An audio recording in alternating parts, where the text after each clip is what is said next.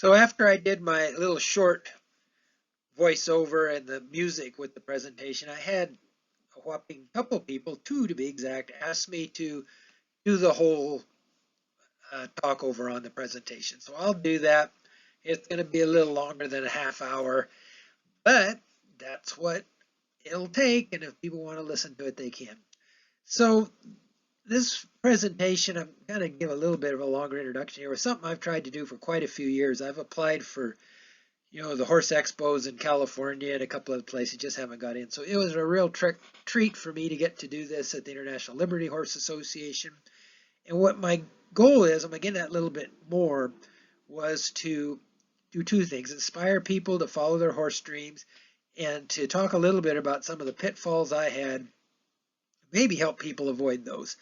So I didn't really want to just have this talk be about all the things I've done and how great I am, because I truly believe there's people that have done way, way more than me. I haven't been as successful with the horse world as I'd like to be.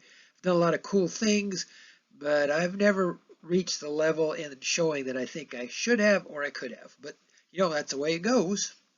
And so with that, we'll start this presentation.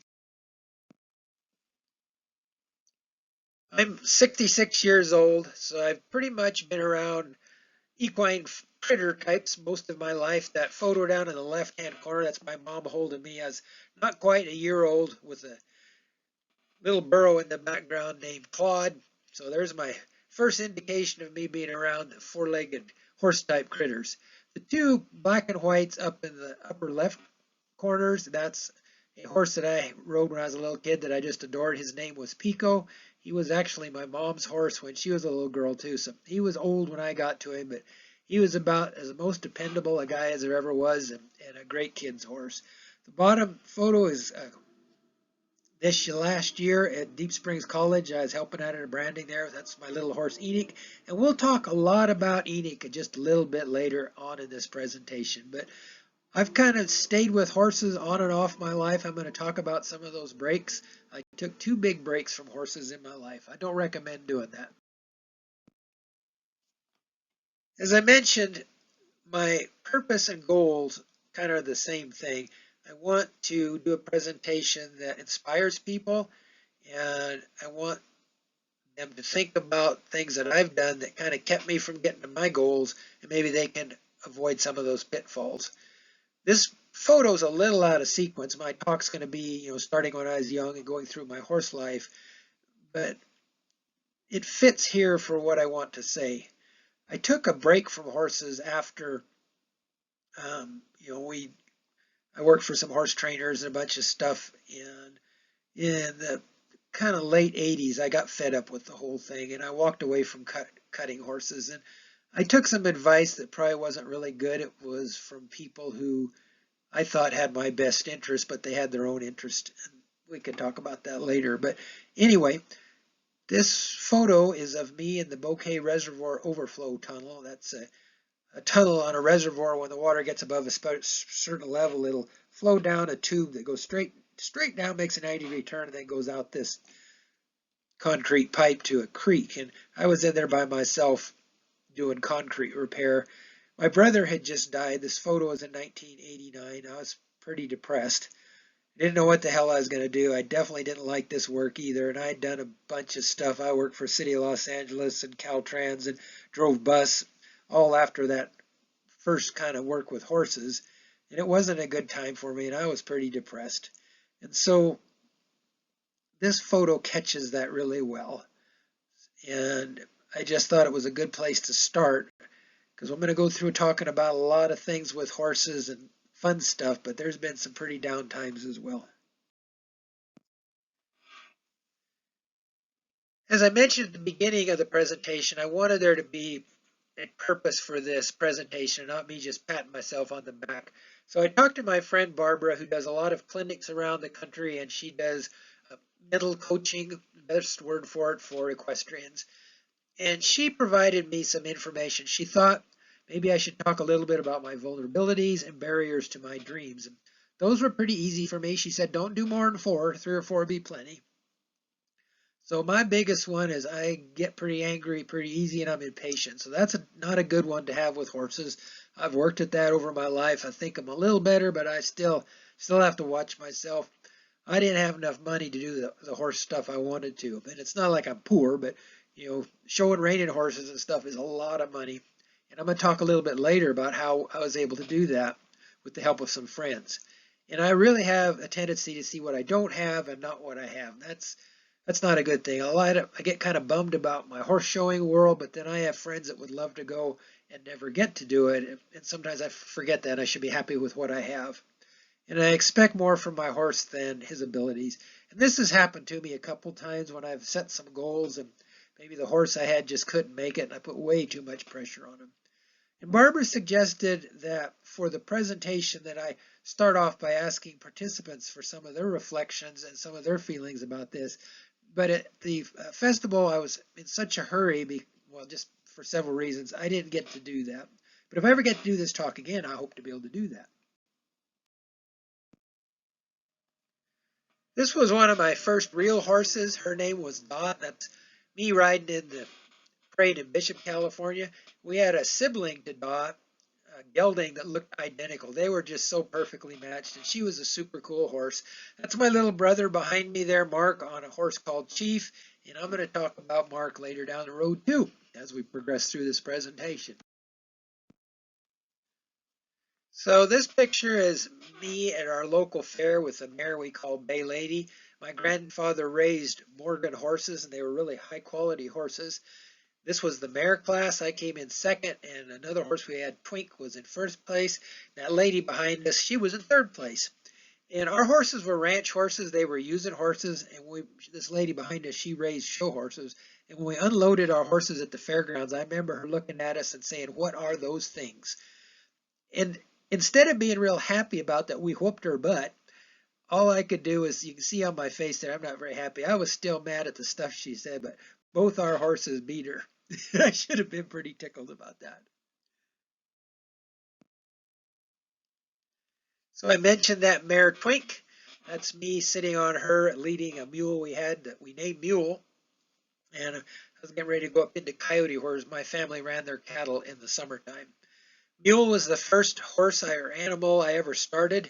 I didn't know what I was doing. I messed with her a little bit, tied her to a fence post, threw a saddle on her a time or two, and I climbed on her while she is still tied to the fence. I have no idea why she didn't kill me, but she didn't. And we had quite a life together, Mule and I. And the reason I had Mule is because Twink got accidentally bred to a jack and had a little baby.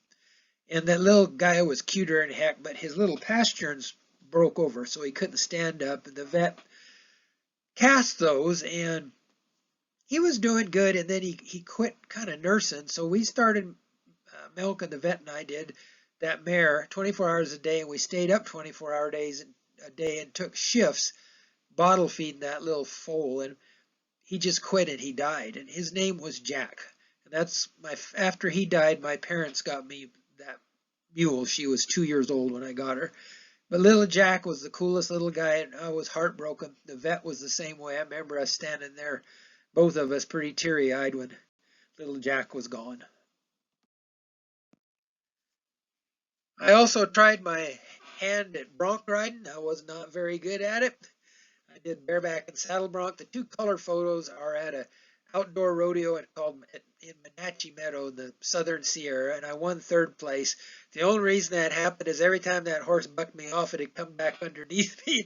I'd land on top of it again, and we'd go a few more jumps, and I'd get thrown in the air, and that horse would come under me again. But anyway, I got a third place ride out of that.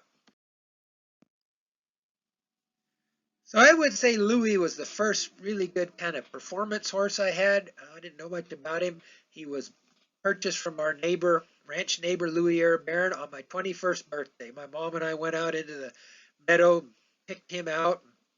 One of the things Louis told me that is he didn't want us to have to pay to that horse because I was in college at the time.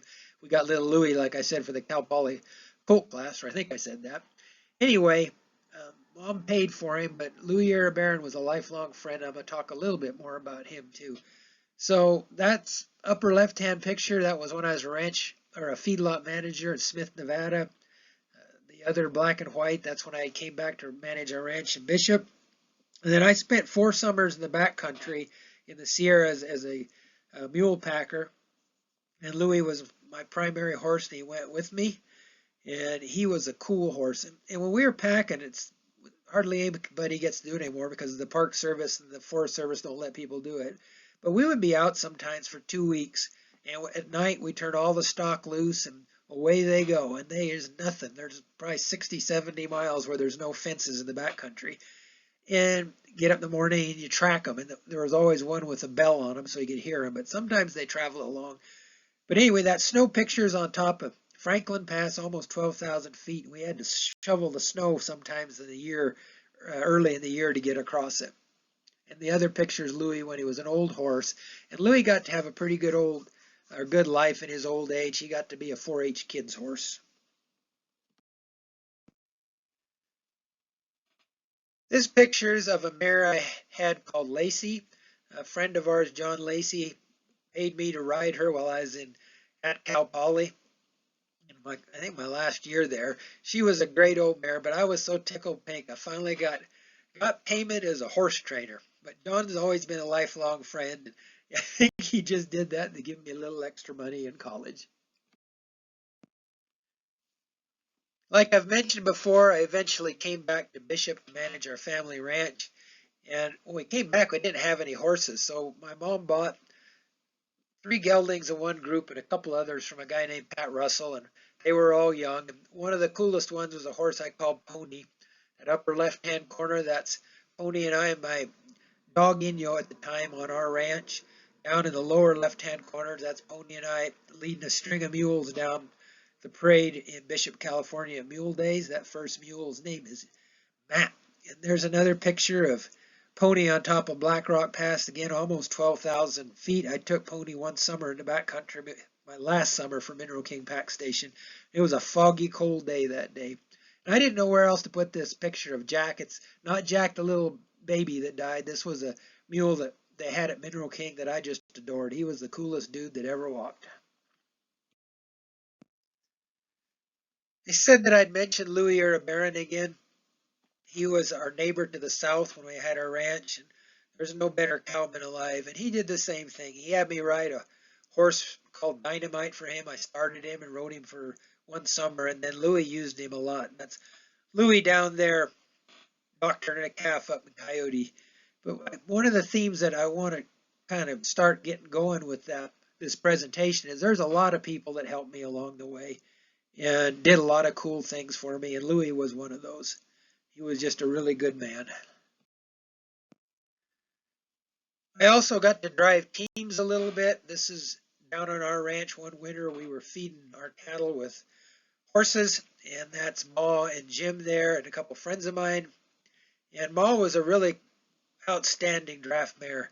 We used her to start those colts that hadn't been hooked to a harness before, to a wagon. And they could throw the biggest fit you wanted, or they could try and run off, and she never got out of a slow, steady walk. But I also drove hay wagons and sleighs for Mammoth Mountain.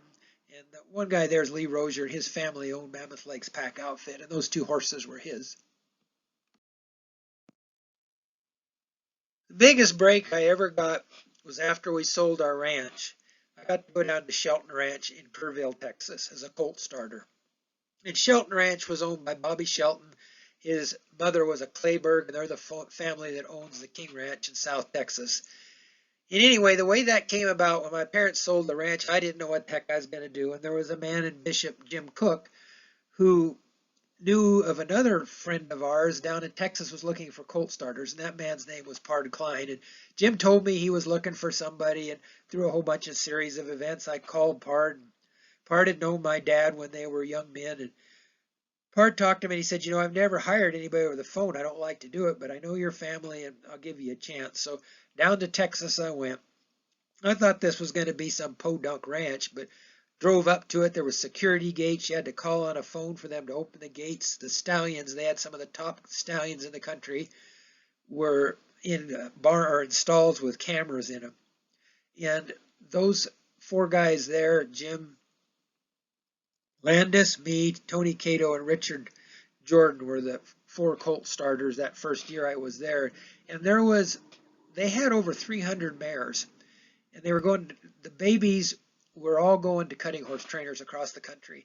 And what they do is they bring us a string of colts. We'd start them all the very first day. They were halter broke, but that was about it. The most I started one day was 8, or the least I started was 8, and the most I started was 14. And we'd ride them for 30 or 45 days, and they'd bring us another string. And that was one of the most amazing experiences I ever had. And Pard Klein treated me like gold down there. He did a lot of cool things for me, which I'll talk about. That old bald-faced gelding there, that was a dude I called Biggin. He probably was the least talented, clumsiest old dude of all the horses I rode, but I sure liked that horse. I often wondered what happened to him. But Shelton Ranch was I wanted to be a horse trainer, and I definitely was at Shelton's.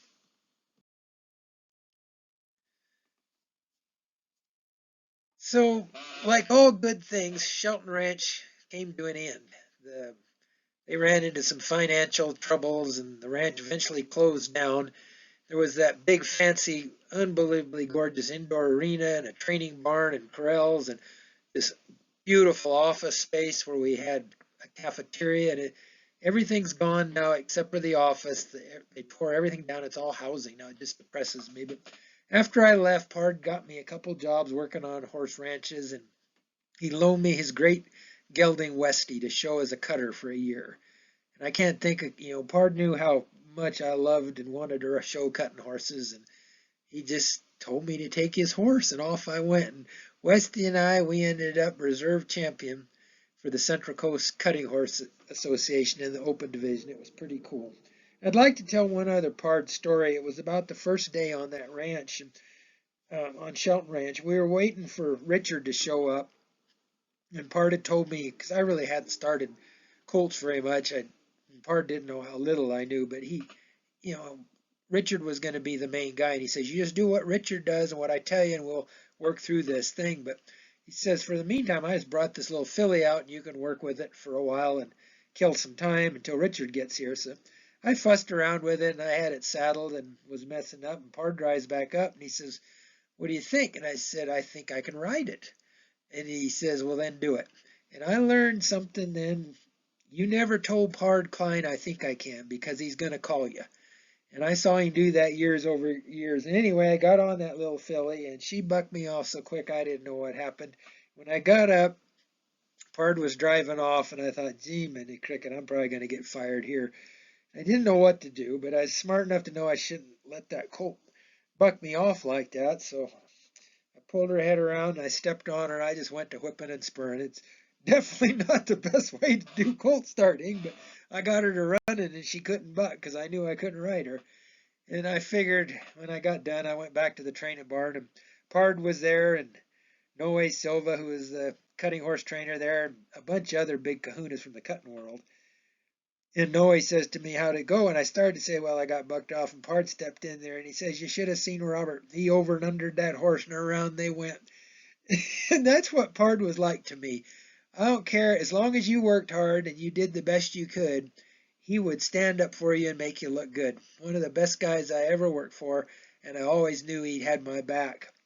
And when I went to the Congress and was in the freestyle, and we won that deal, the non-pro division, and Pard I hadn't talked to him in a long time, but his health wasn't real good. But his wife and my mom talk a lot, and she said that Terry's his wife, named Terry, said that she had shown Pard the video, and he looked at it and said he learned his lessons well. I like that.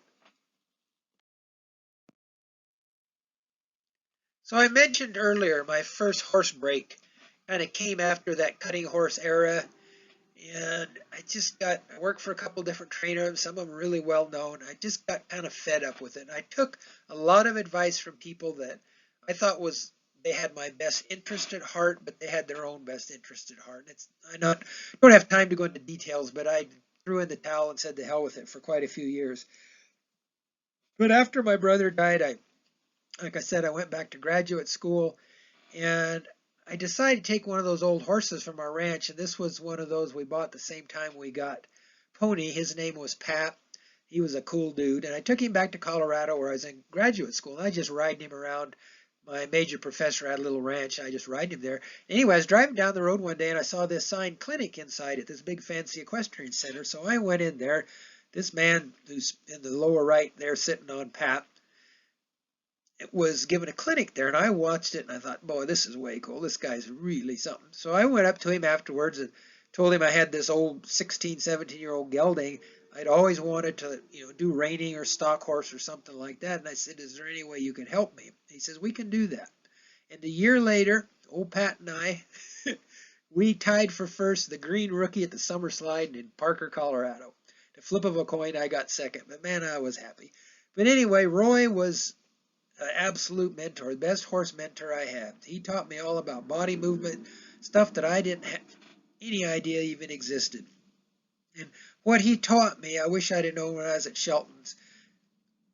But the way he starts a colt, they know how to do everything before you ever got on one. All they have to learn how to do is handle your body weight and, get used to packing somebody. But they know how to steer, stop, back, all that stuff. It's really pretty cool. But Roy and I became really good friends. I took lessons from him for quite a while, and then one month I went every day and spent most of the day with him. And after that, he never would take money from me. I'd go see him in Colorado for a week or so and take my horse back there. I'd call him on the phone. I used to send him VHS videos for him to watch. But he was a really good man. He died. I spoke at his funeral a few years ago, and that was at Pitts. But you'll see he helped me a whole bunch in my journey. So this was the first horse I got from Roy Yates. His name was Sonny. He was a great-grandson of Continental King. And he was really the first horse I ever fully trained all the way through for a reining horse. And, Roy helped me a lot, but I did most of the work. We qualified and showed 4 times at the American Quarter Horse Association World Show in reining. I missed the finals one year by half a point, which was a heartbreaker for me, but so goes it. He was the kindest horse I ever knew, and a god dang talented dude. If I'd have had the experience I have now back then, I don't know what old Sonny and I could have done, but I did everything with him. I ranched on him, I rode in parades, and I did a lot of stuff, and he lived to be an old horse, and he got really crippled. He had one knee that eventually completely solidified. But, I'd be thinking about putting him down, and then I'd see him standing out there in the pen on his hind legs and acting like a fool. But he was really hard to trim with that bum leg. The bum leg wasn't so bad. I could bend his hoof over and just lay that on the ground and get on my hands and knees and trimmed it.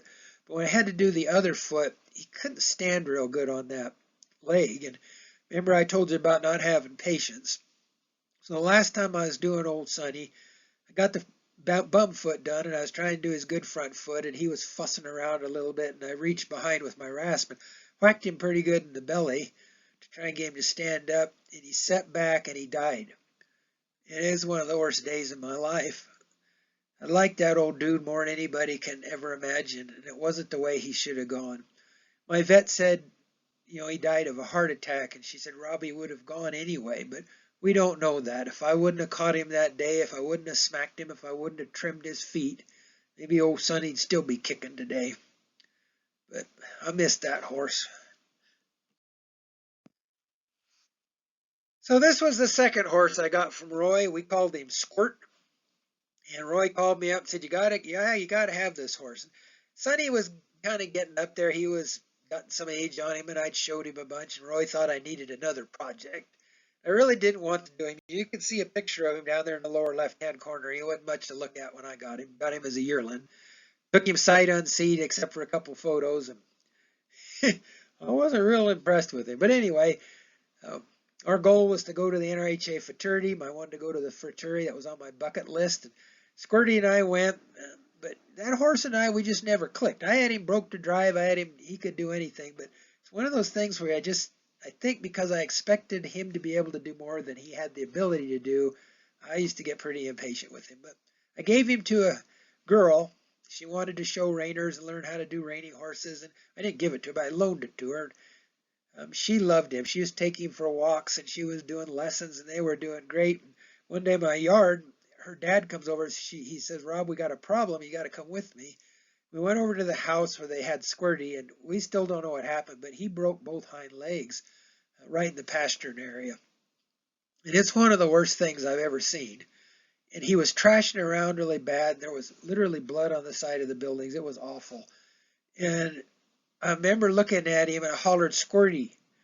And to this day, I don't know if it was just happen chance, but he stopped and he quit trashing. And I took hold of him, and some other things went wrong that day. And when we put him down, that vet that put down the little jack mule, he also put Squirty down, and we had a hell of a time. Squirty didn't want it to go. Anyway, another one of those bad deals. Squirty went way before he should have.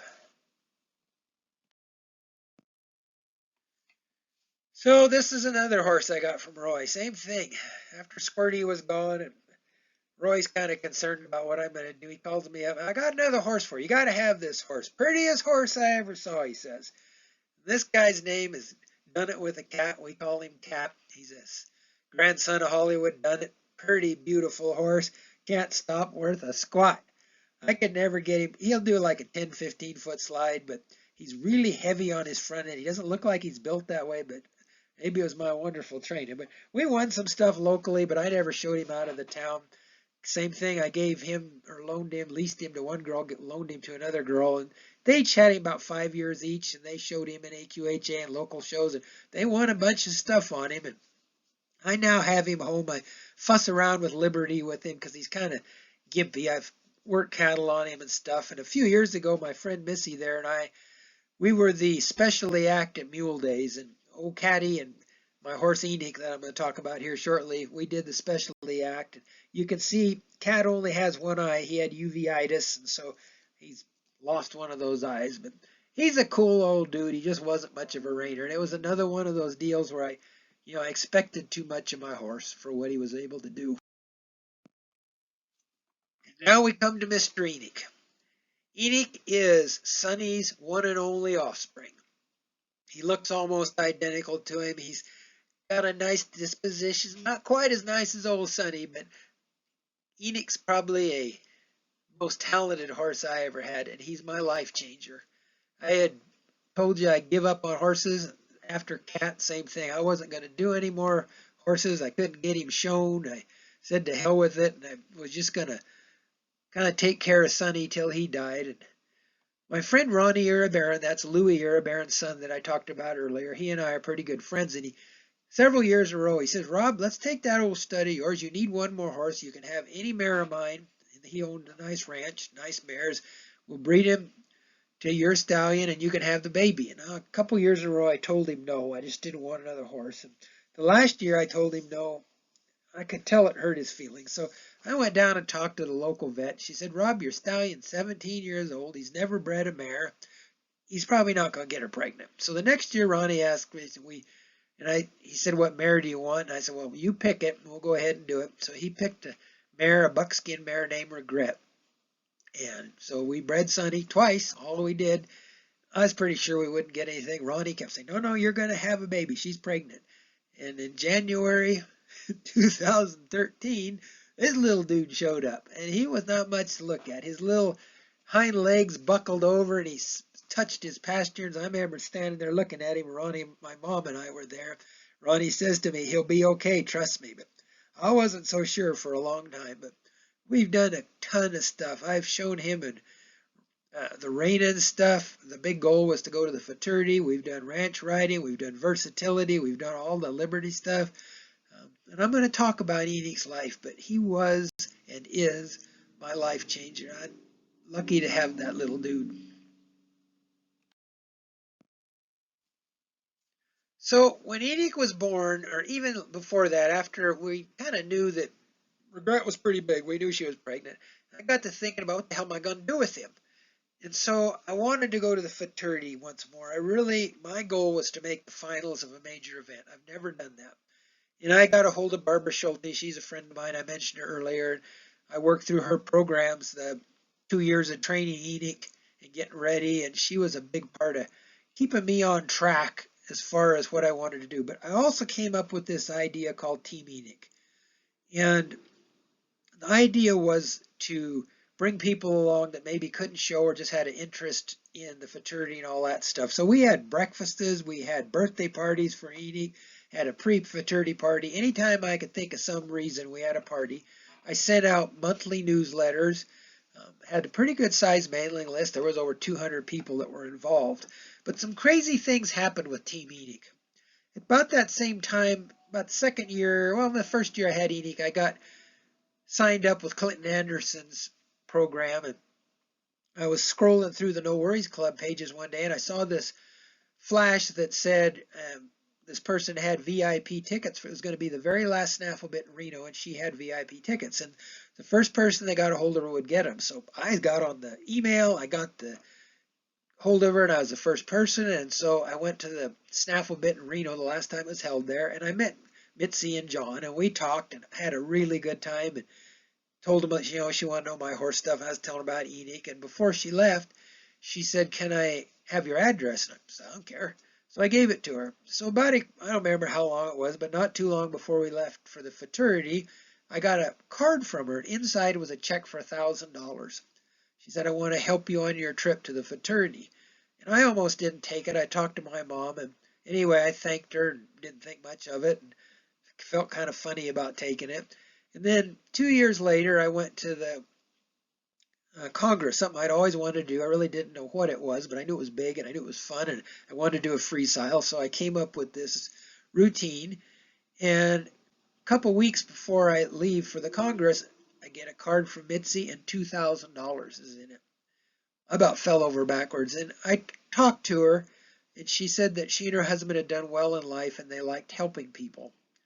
And so I invited them to come, and that's what that picture is. They came to the Congress and helped out. They actually helped get my mom in and out of the arena. She was elderly and actually fell down a couple times, but I don't know what I'd have done without Mitzi and John, and they've been so helpful. And a year later, I got invited to the first ever Run for a Million freestyle, and I told Mitzi about that, and God danged if she didn't send me another $1,000.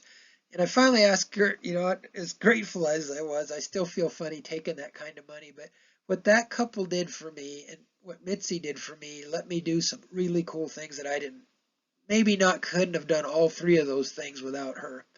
But anyway, it was a hoot. And that this middle picture on the right, that's all of us that Run for a Million at the draw party.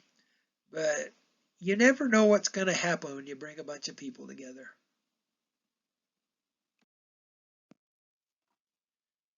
So these are just some pictures of Enoch. There's the little tyke with his mom regret, and I didn't. I got a lot of sad horse stories in this thing, but they brought her back to breed her the next year, and they couldn't find her. The ranch where she's from is very large, and the horses are out in these huge, huge rangelands in the wintertime. And they didn't find her. Ronnie couldn't find her anywhere. And a few years later, they found her skeleton, but she died that year. And so Enoch was her last little rugrat. But there's some pictures of him. We've done everything under the sun. He's broke to drive. He's broke to pack.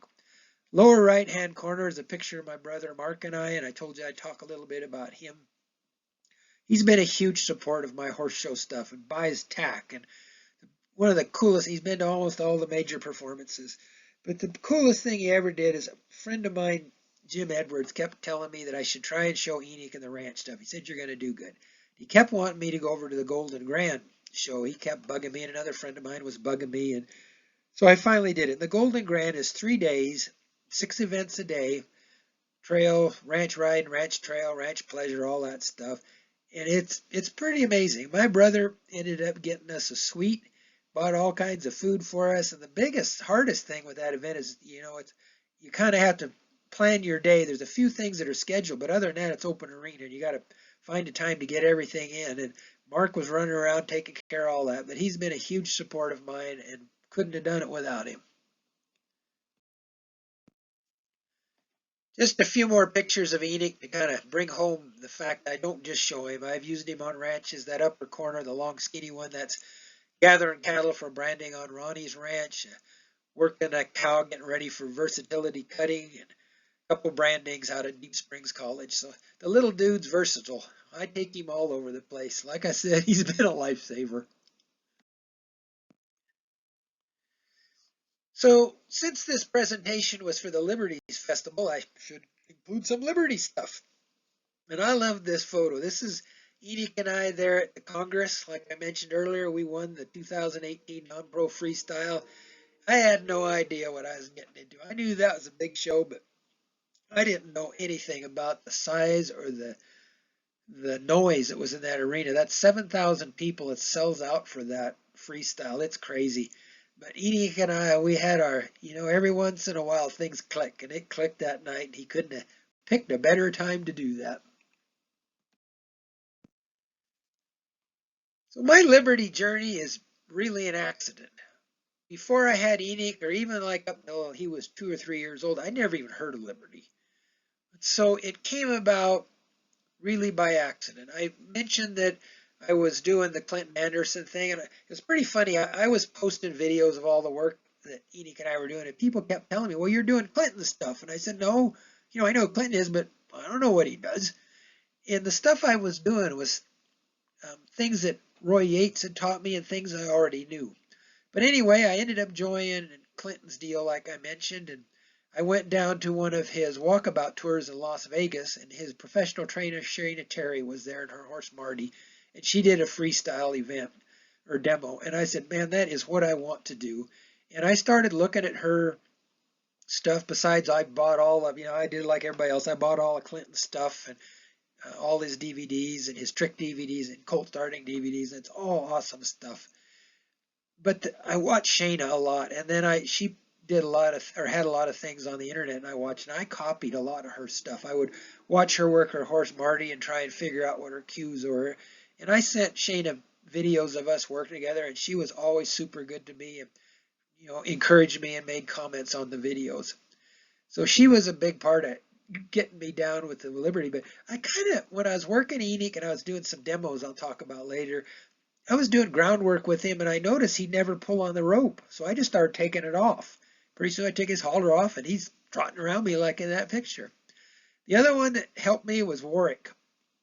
And I hadn't shown in 10, 12 years out of Bishop, and I was over there to West Coast reining, and I had Enoch. There was Enoch's very first show, and he ended up winning the snaffle bet hackamore class, but it was pretty cool. Warwick walked up to me and asked me about my horse. I didn't know who the hell Warwick was. I thought he's some funny dude with a Aussie accent.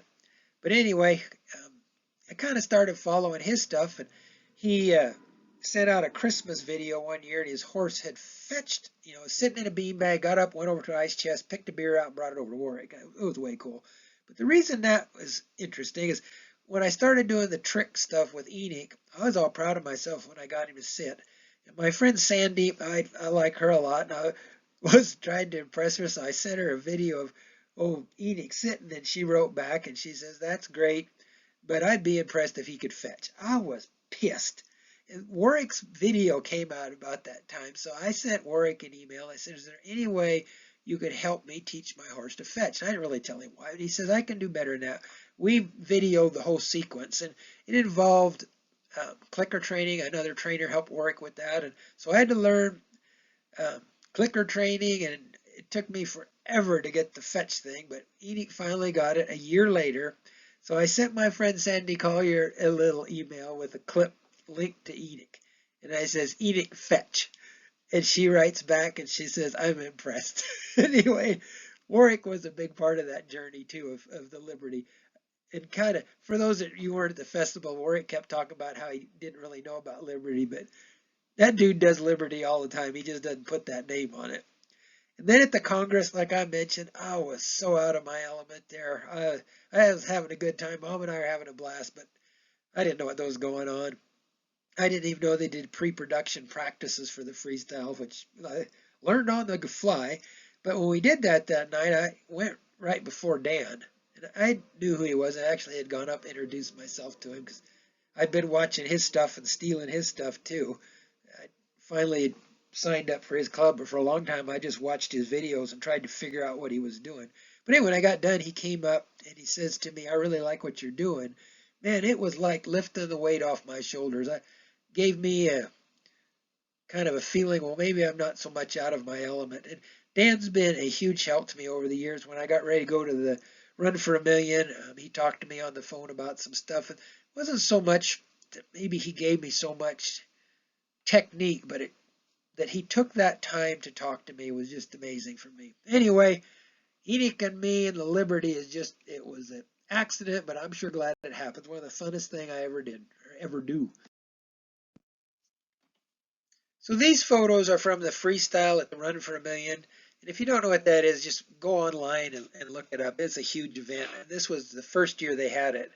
And I still this day can't believe I got invited to be part of it. But we did, it was pretty cool. And we had one of those draw parties. And Andrea Fapani was there, and he's the top money earner for NRHA, National Rain Horse Association, and Dan was there. My goal, please, in the draw party, don't let me come up behind one of those guys.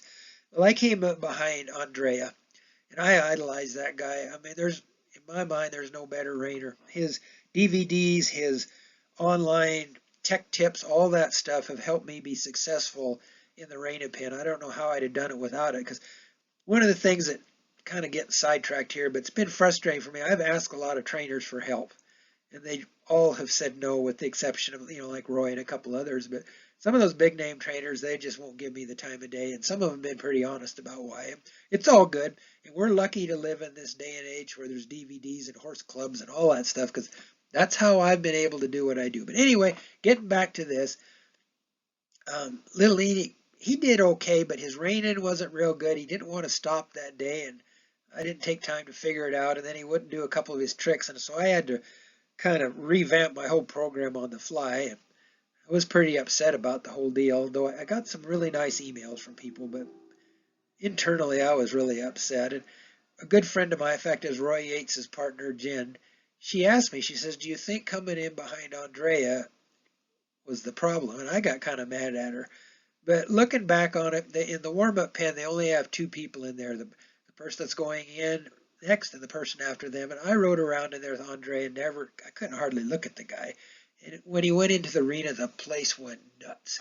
And he ended up winning, had an unbelievable run. Dan was reserve, and I came in last. And looking back on it, maybe that had something to do with it. I definitely wasn't myself that night. But I was so tickled just to be there, a few days afterwards. And when I was looking back, I just glad I got to do that whole thing, because it was crazy. One of the joys with Enoch that's happened is I've been using him as an educator. I take him to different venues around. He's been to, like I said, Deep Springs College. We do horsemanship clinics there. I let friends ride him, that girl up in the upper right-hand corner.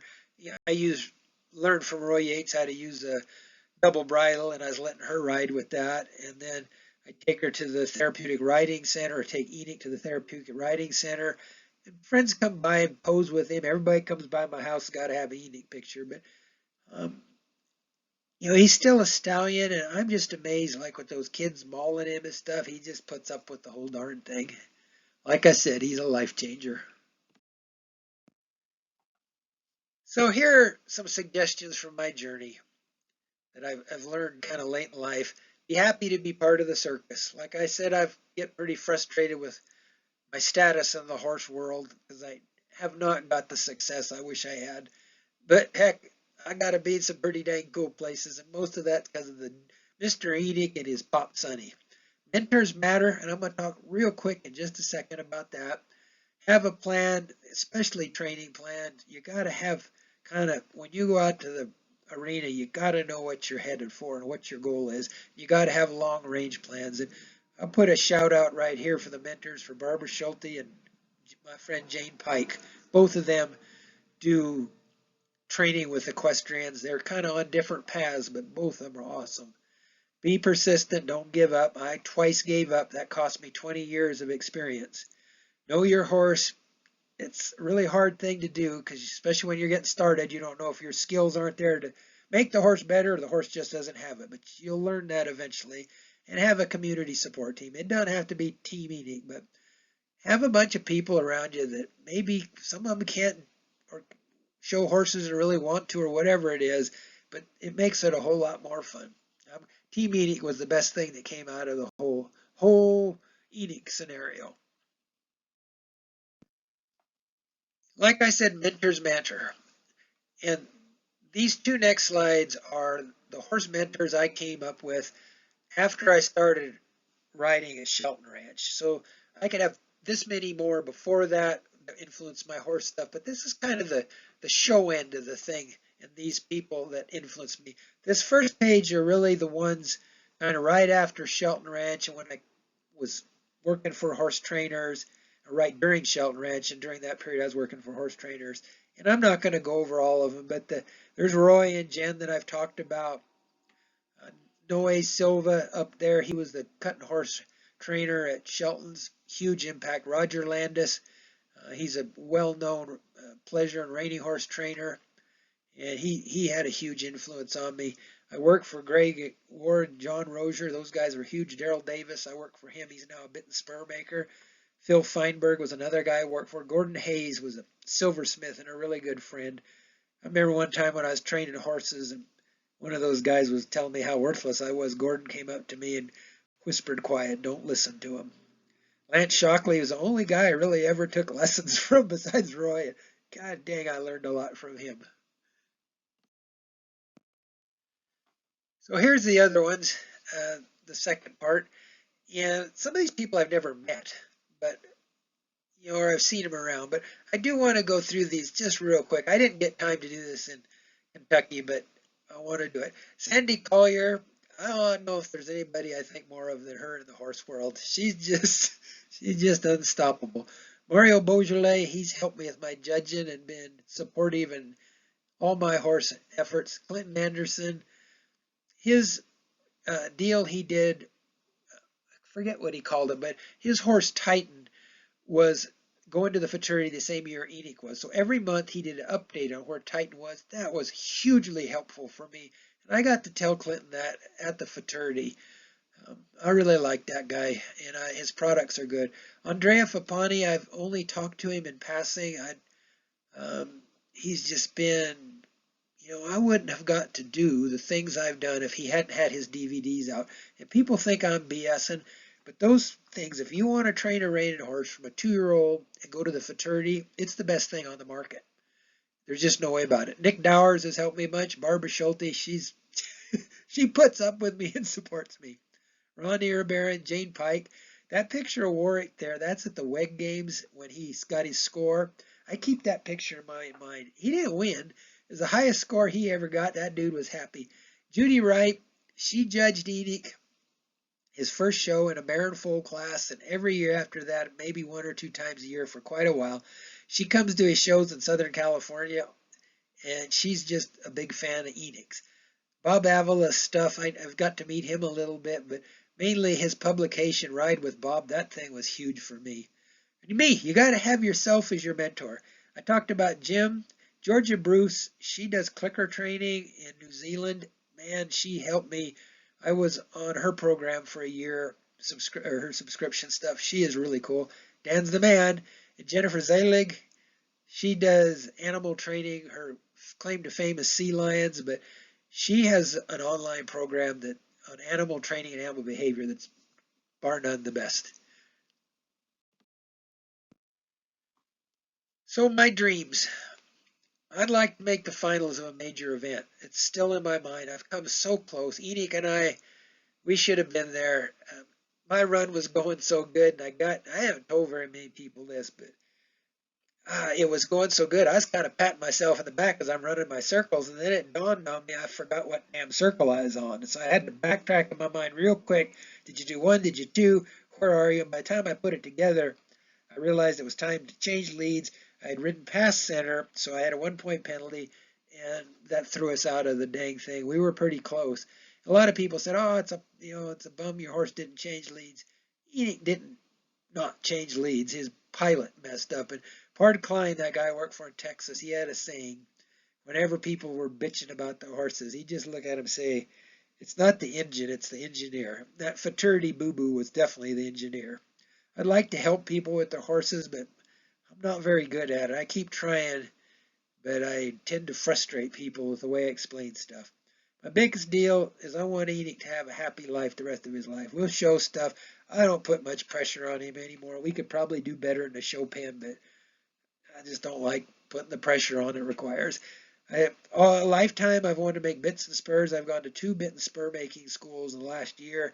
My stuff's pretty tolerable, so someday maybe that'll make me famous. But I love this picture. That's down at Erie Barren Ranch in Branding, and that's kind of looking off into Never Never Land, thinking about what might be. Well, we're almost to the end. I just have a few more things I want to say, and then my goal back there was to have time for comments and maybe to have people talk about their barriers and vulnerabilities, but it didn't happen. And I did get a couple questions, and I had a couple people later talk to me. But this is old Cat. I used him on a couple cow drives into the Sierras in our old cow country up there, and he did okay, but I don't think I'd take him anymore.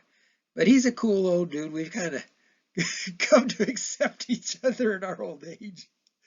So that's about it. One more slide, and then back there I took questions.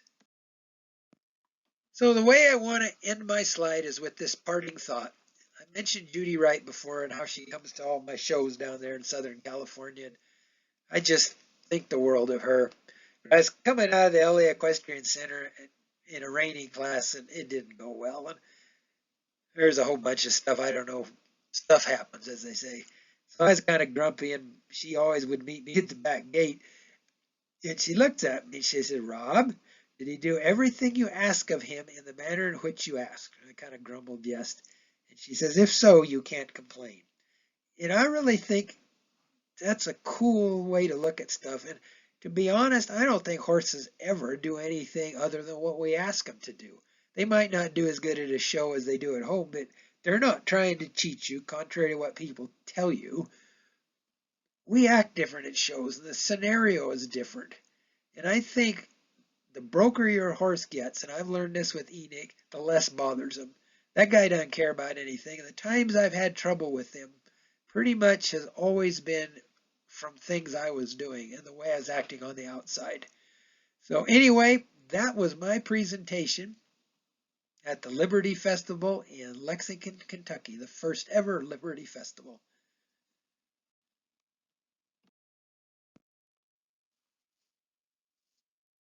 Well, if you're still with me, that's pretty cool. I can't imagine sitting through this presentation, but maybe somebody did. Anyway, I want to add one more slide. I really want to thank Dan and Elizabeth James for having me out there. I've been part of the International Liberty Horse Association since it started. Came on board when their judges program came up, and sometimes I think I'm probably a pain in the butt. But I got to be back there for that festival, and it might be one of the coolest things I ever got to do. It's judging the freestyle was really hard. Those horses and those performers are all very talented. There's just little things that separate them. There wasn't one of those performances I didn't enjoy.